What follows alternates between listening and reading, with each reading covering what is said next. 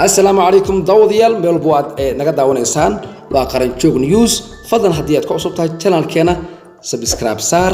gambalkana furso ku soo gaaro warkii u dambeeyay amuraha Soomaaliya ayaan soo dhigno mahadsanid waxa saaki meedka nin la raaxay lagu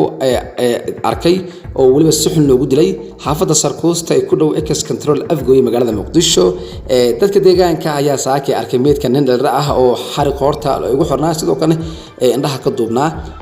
طبعا نكاني لما عدي فلكا كدنبيسه meedkani ninka dhalada ah oo saacado badan halka yaalay طبعا markii dambe waxa soo gaar goobtaasi ciidamada booliiska oo طبعا halka ka qaaday waxana ay geeyeen xarunta dambaarista CID-da magaalada Muqdisho waayahan inta badan lagu baran in lagu arko dad la dilay oo meedkoodii la soo dhigo wadooyinka waxaana meedka saaki lagu arkay cabsi badan uu ku abuuray dadka deegaanka ee degan xaafadda Sarkoosta fadlan hadii aad channelkeena ku cusub tahay subscribe inoo saar gambalka furo si uu ku soo gaaro wararkii u dambeeyay ee umaraha Soomaaliya mahadsanid